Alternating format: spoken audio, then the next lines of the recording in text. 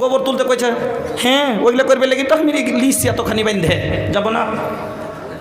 ঝাড়ু পোছা করব নাহি মাজব বরতনवा का कही के झाड़ू पोछा करब नाही মাজब बरतनवा दहेज देके किनले बानी तोहरा के भरवा दहेज देके किनले बानी तोहरा के भरवा दहेज देके किनले बानी केसी लठी आइल राजा तानी ससवारदा गोड़वा में दर्द हमर तानी का दवाई दा गोड़वा में दर्द हमर तानी का दवाई दा नहीं तो बिछाइब हम अलग बिछनवा दहेज देके किनले बानी तोहरा के भरवा दहेज देके किनले बानी।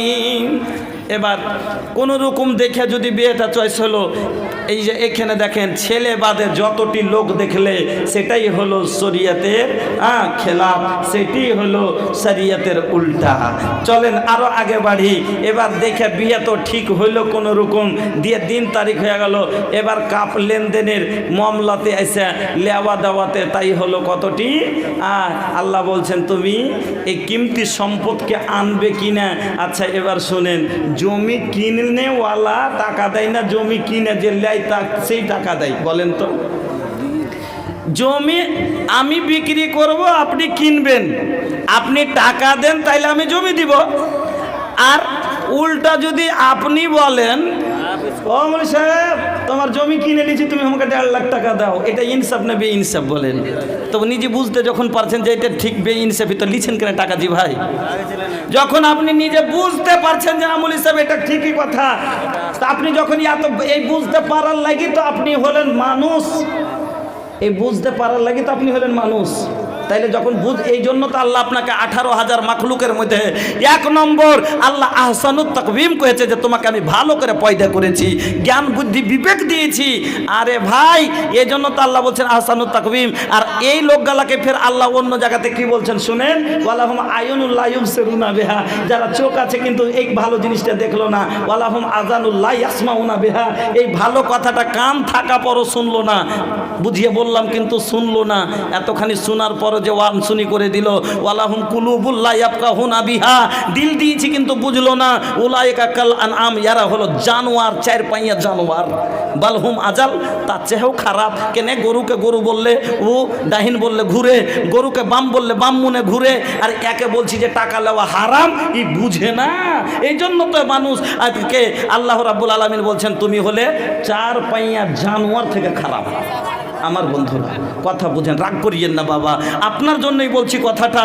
আমার বন্ধুরা এবার জমি কিনছেন আপনি, আমাকে টাকা দিবেন, আমার জমি নিচ্ছেন, উল্টে আপনি আমাকে বলছেন আমার তো ভাই এমন অসুখ হয়েছে যে জমি না বিক্রি করলে আমি এলাজ করতে পারি না। বেটি হওয়াটা এখন বর্তমানে সেরকম অসুখ নাকি?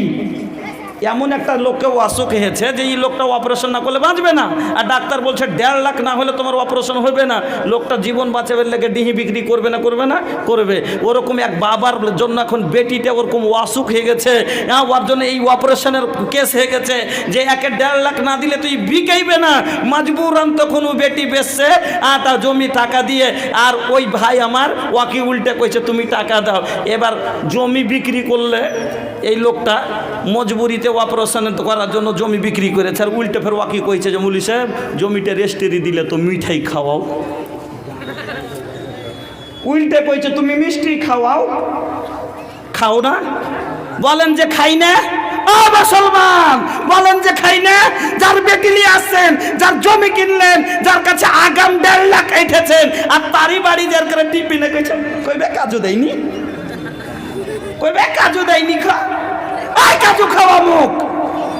সামান্য তুমি 2টা কাজুর দানা, সামান্য 2টা সেবের চির, সামান্য 2টা রসগোল্লা, সব তুমি জীবনে রসগোল্লা খাওনি।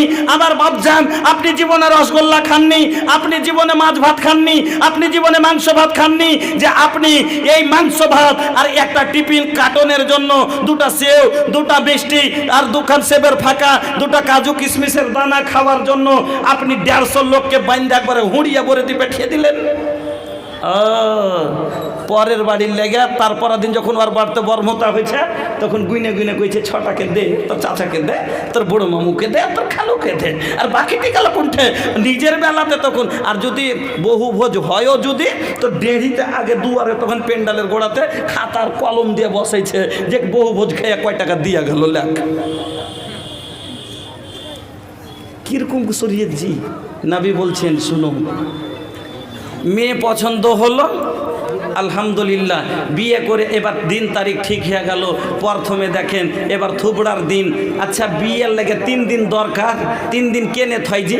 পহিলে দিন শুক্রবারে থুবড়া হলো, আসর রক্তে মায়ের লোক বাড়িয়ে গেছে, গোটায় গায়ে যে কইছে চল গে বুবু হারকে বাড়ি থুবড়া খাইয়ে আসবি, খাইয়ে আসবি। এবার থুবড়া খাইয়ে উঠ যায়, গোটাই বাড়ি বাড়ি ডেকে এলো। এসার রাইতে ফেতন কইছে চলো জি ভাই থুবড়া খাইয়ে আসবে আর খাইয়ে আসবে।